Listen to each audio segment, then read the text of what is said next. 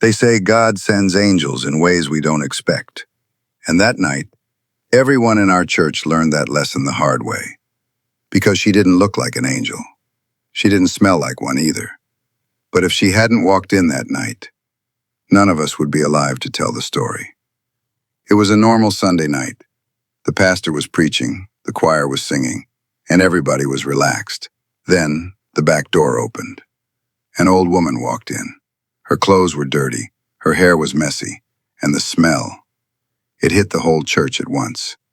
People started looking around, covering their noses, whispering things like, "Who is she? What's that smell?" But she just kept walking. Straight down the middle aisle, slow, calm, like she didn't hear a thing. And when she got to the very front row, she lifted both arms up, straight to the ceiling. And she stayed like that, eyes closed, hands up, not moving. At first, everyone tried to ignore her. The pastor kept preaching, but I could see it. Even he was distracted. The smell was too strong. You could see people scooting away, trying not to look rude, but you could feel the judgment in the air. In the second row sat a man named Richard Callahan, the richest man in town.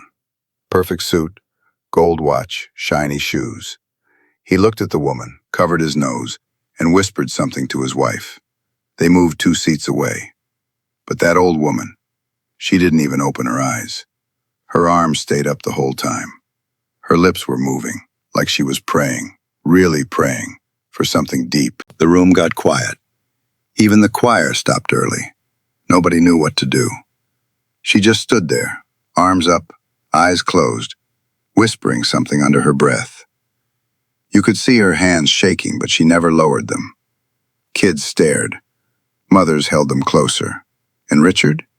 He rolled his eyes, looked at his watch, and sighed loud enough for everyone to hear. I remember thinking, this is weird, but something about her feels different. Like she wasn't praying for herself. Like she was carrying something heavy for all of us. Then, all of a sudden, the lights flickered. Once. Twice. The pastor stopped talking mid-sentence. The wind outside started to blow hard, and the windows began to rattle. But inside, no one moved. The woman's arms were shaking, but she still held them high. And then I heard her whisper one single word. Mercy. Right after that, thunder hit so loud that everyone jumped. The power went out for a second, and when the lights came back on, she was still there. Same spot, same position, eyes closed. And in that moment, something in my heart told me, this isn't random. This is a warning. Minutes kept passing and she didn't move. The pastor tried to keep talking, but you could tell. His voice was shaking now. Everyone felt it. Something strange was happening in that church. Outside, the wind was howling louder and louder. The windows rattled, and that old woman, with her hands still raised, began whispering again. No one could hear what she said, but every word felt heavy, like it was echoing inside our chests. Richard finally stood up. He looked frustrated, annoyed. He said out loud, "This is ridiculous." You could feel the tension snap. He walked toward the aisle, ready to leave. But right before he reached the door, the lights went out. Everything went black. Just silence. I heard someone scream, and then a voice. It was her voice. Calm, strong, filled with something that didn't sound human.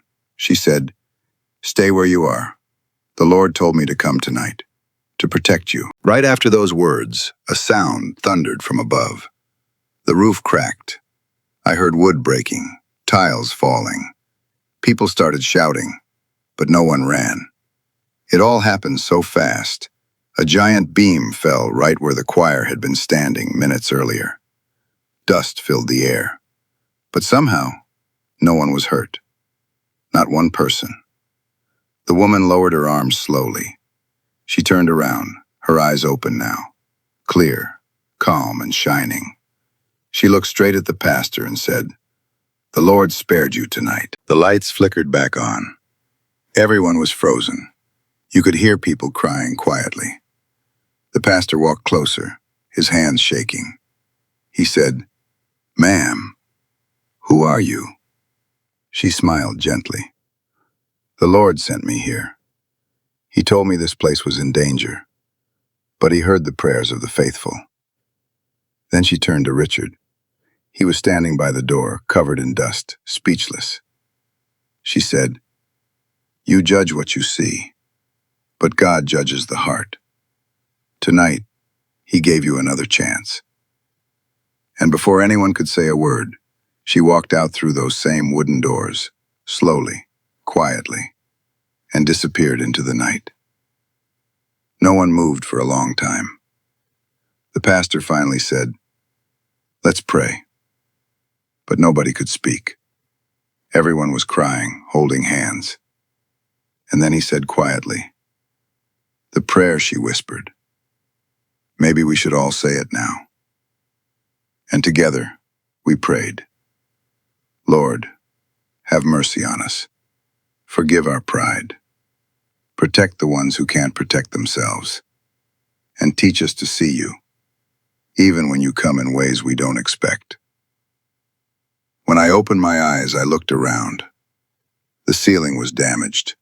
The church was a mess. But everyone was alive. And as strange as it sounds, the smell that once filled the room was gone. If this story touched your heart, if you believe in miracles, in the power of prayer, and in the power of faith, I want you to do something for me right now. Leave a comment below. I believe in miracles. By declaring that, you're affirming your faith, your belief that God can change lives, just like he changed hers. And if you know someone who needs to hear this message today, share this video. You never know how much your share can impact someone's life. Don't forget to subscribe to this channel, because every week I bring you powerful stories of faith, miracles, and transformations that will inspire you. Thank you for watching, and remember, even when things seem impossible, faith can move mountains.